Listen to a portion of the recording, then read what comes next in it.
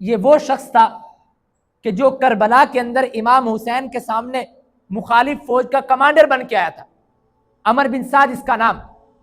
بعض لوگ اس کو عمرو پڑھتے ہیں، عمرو نہیں عمر ہے، واو کے ساتھ جب ہوتا ہے تو عمر بن سعد. تو یہ کمانڈر بن کے آیا اور اس کے سامنے ایران اور رے کی حکومت کا کہا گیا کہ یار تو کمانڈری کرے گا تو تجھے یہ حکومت دیں گے.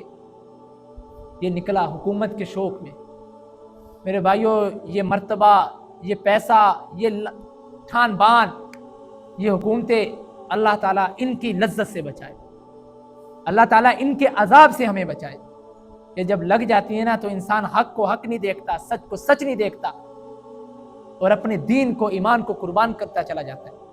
تو عمر بن سعد کو حکومت کی پیشکش ہوئی، یہ جناب رسول اللہ کے نواسے کے سامنے کھڑا ہوا، لشکر کو حکم دیا، کمال کی. امام حسین تو شہید ہو گئے.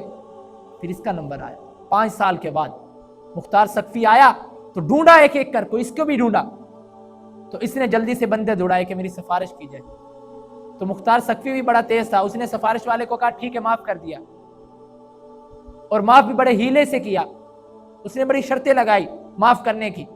چند دنوں کے بعد پتہ لگا باہر نکلنے لگا ہے، بلا کے پکڑا تو اس کے غلاموں نے جیسے ہی بھاگنے لگا نا، غلاموں نے کہا کہاں جاتے ہو؟ بھاگنے کی کوشش کی، اسی وقت اس کی بھاگتے ہوئے گردن اٹھائی اور مختار سقفی کے دربار میں پیش کی. مزے کی بات یہ کہ وہاں پر مختار نے پہلے سے ہی اس کے بیٹے کو، حفظ کو بلا کر اپنے پاس بٹھایا ہوا تھا. تو مختار نے کہا اس کو جانتے ہو یہ سر کس کا ہے؟ یہ کٹا ہوا سر کس کا ہے؟ تو کہنے لگا ہاں یہ میرے بابا کا ہے، لیکن اس کے بعد اب زندگی گزارنے کا مزہ نہیں ہے، اب اس کے بعد میری کیا زندگی؟ مختار نے کہا تیری کوئی زندگی نہیں. پکڑ کے اس کے بھی گردن اڑائی اور کہا کہ باپ کا سر امام حسین کے بدلے میں اور بیٹے کا سر امام حسین کے صاحبزادے علی اکبر کے بدلے میں، بیٹے کا سر علی اکبر کے بدلے میں. اور کہا کہ اگر میں اہل بیت کے بدلے میں قریش کا تہائی حصہ بھی قتل کر دوں تو یہ برابری نہیں ہوگی. اور واقعتاً لیکن اسلام نے ایک کے بدلے میں ایک کا حکم دیا. تو اس طریقے سے عمر بن سعد جس کو حکومت ملنی تھی نہ حکومت ملی، نہ دنیا کی کوئی اور عیش اٹھا سکا، صرف 5 سال کے بعد. 5 سال کا کیا پتہ چلتا ہے؟ کیا بندہ مزے اٹھا سکتا ہے؟ یہاں پر 60 سال بندہ زندگی گزارتا ہے مزوں میں، پھر بھی کہتا ہے یار کیا دیکھا ہم نے، کیا مزہ تھا.